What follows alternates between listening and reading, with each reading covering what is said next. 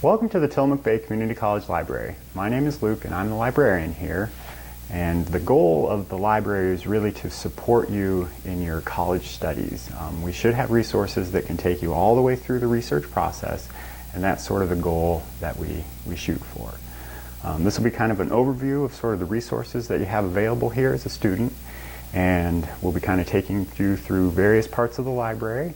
And we're starting right here. This is the desk. If you ever have any questions about resources, or if you're stuck in a particular part of your paper, or kind of a hang-up in one of the elements of the research process, this would be the perfect place to start. Myself or Rebecca is the other library staff member, and we're more than happy to help you with your projects. The next stop on our tour, The next stop on our tour is our handout section in the library. One thing I want everyone to know is that we do run the peer tutoring program here in the library, and if you're interested in being a tutor or receiving tutoring, this is the place to start. We have applications, and what peer tutoring is we link you up with another student who's already taken the same course that you have and gotten either an A or a B, and you meet once a week for an hour in the study rooms over there. And it's a great way to kind of catch up or keep up on top of your studies, and just kind of have someone to kind of bounce ideas off of and kind of share what you've learned in the class. We also have a lot of handouts that kind of address the different aspects of the research process. We have papers on how to do outlining, how to do a citation, kind of some handouts on our databases, just all right here. So take advantage of these. The next stop on our tour is our copy machine and library workroom. The library workroom is kind of off limits, but I do kind of highlight it for your attention because in the library workroom is where we make student IDs. And if you're a full-time student, a student ID is free.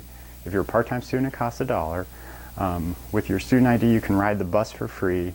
And if there are places that offer student discounts, the student ID is sort of how you do that. If you are a full-time student, you do get a free Y membership for the term that you're a full student. So, take advantage of that. The other thing over here is the copy machine, and it is a copy machine. But what I want everyone to know is kind of, copies are 10 cents a piece, but if they're for school, they're free. So, a good thing you could do would be to email your paper to yourself, and you could just print it up here. Or if you have to print up an article or the readings for a course or something like that, you're more than welcome to do that here. Another service we have in the library is the Learning Center, and this is where you can go to receive kind of drop-in tutoring help on math. Suzanne is the woman who runs it, and she's also a math professor and a geology professor, and she can help you if you just kind of have a quick question, or if you're struggling with one part, or you can kind of build it into your kind of student routine to kind of visit her when she has regular hours. Her hours are posted here. And one thing that a lot of students don't know, Suzanne has access to all your previous math exams and tests. So rather than just sort of failing or not doing so well and retaking the test without really knowing what you did wrong, Suzanne can get you your tests so you can review those. They don't leave the library or anything like that, but that's just an option that you have so you can see what you did wrong. You can target your studies so that you can improve in those areas. The other thing that's over here in the library are our 2 study rooms. These rooms are, they're great for group projects or small study groups. Small study groups are really a good way to kind of get yourself dialed in to do well here in college. And those are available for students to use.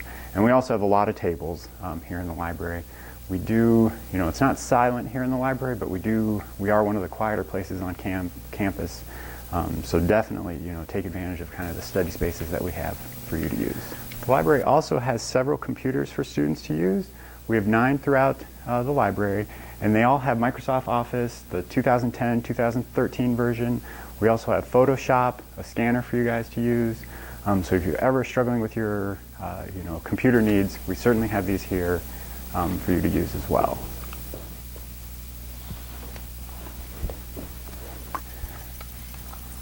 So just like every other library, of course, we have print books, and we also have DVDs. And everything here in the library checks out for 2 weeks, and you can renew it 2 additional times, so you could have something for a total of 6 weeks if no one else placed it on reserve. You know, all our books are organized by the Library of Congress subject headings. So, if you find one book on your subject, there should be kind of other books around. And one thing that I would recommend, books are kind of an excellent way to kind of start a paper, especially if you're kind of uninterested in the topic or you don't really have a lot of knowledge coming to it. It can be really hard to just drop right into an electronic resource, only because you're only going to get, you're only going to get articles based on the keywords that you supply.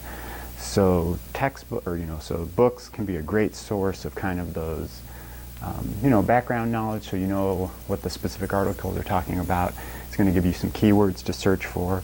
And the other thing too is if someone has taken the time to write a whole book on a subject, the odds of there being good quality scholarly articles is greatly increased, because if there was enough knowledge to write a book, there's certainly enough knowledge to write a bunch of articles. It's really painful to watch students who come into the library, they work for an hour or so, and then they come up to me and say, I haven't found anything on my topic. If you ever spend like an hour and you're not finding anything, you probably should pick a different topic or ask for help to kind of get in touch with your topic. So all the books are here.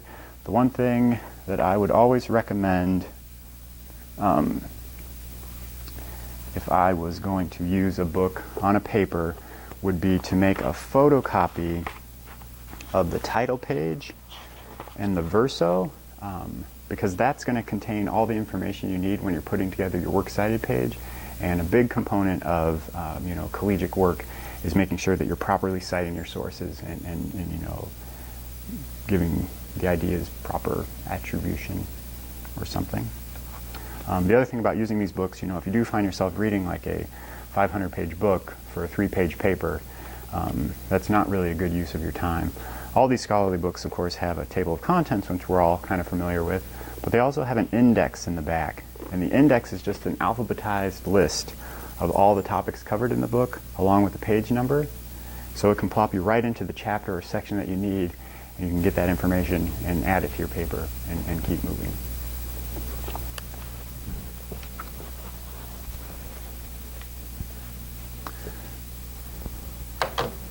Another key part of our library resources are our electronic resources, and these are collections. Generally we have quite a few databases on a variety of topics that contain scholarly journal articles, and scholarly journal articles are really kind of the bread and butter of academic research. When your professor kind of asks you to make sure that you get peer-reviewed or credible or authoritative information, using the library databases is really the way to go. Just to kind of give you some idea of what a scholarly journal article is, I'm going to kind of talk a little bit about the two types of, two sides of the coin of the magazine publishing industry. And on one hand, there are the popular journals, and we've all seen these. These you can buy at like Fred Meyer or Safeway. They have Spider-Man and beautiful people on the cover. They have ads for television shows. They have super glossy pages. So that's one type of journal. The other kind is the academic journal article. And as you can see, there's no beautiful people on the cover. There's no advertisements.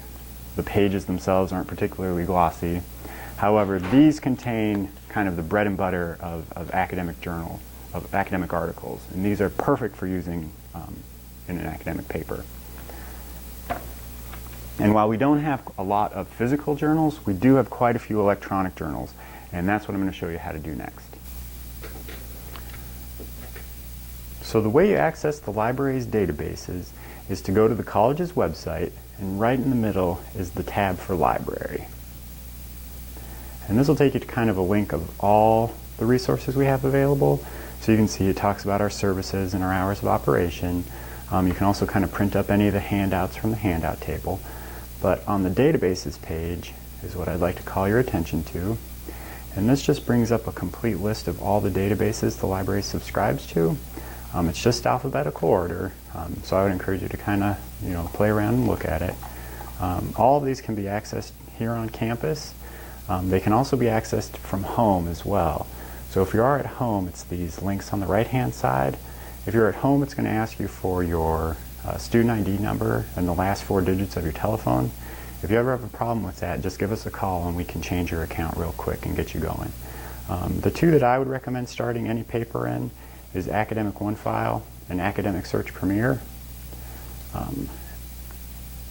These are just kind of general collections of academic journals. You can see there's over 58 million articles that you have access to, and you can just perform a search.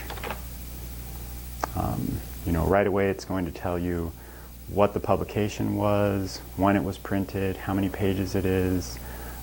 You have access to academic journal articles, magazines, books, newspapers, just all in one place, so it can be a real time saver. If you do see an article that looks like it's going to be good, clicking the full text will bring the entire article. You can email it to yourself. There are tools for citation. So on the right hand side there, if you just click citation tools, you can pick this one. They're all the databases are kind of set up. This one has MLA and APA. Others have different citations depending on the focus of the research. But you can see right away, 2 clicks away, we have a completely correctly formatted citation. Well, this ends our quick library tour. I hope you found some parts of this useful, or at least are a little more aware of some of the services that we have to offer. Certainly our number one goal is to help you succeed in your studies. So I hope to see you in the library.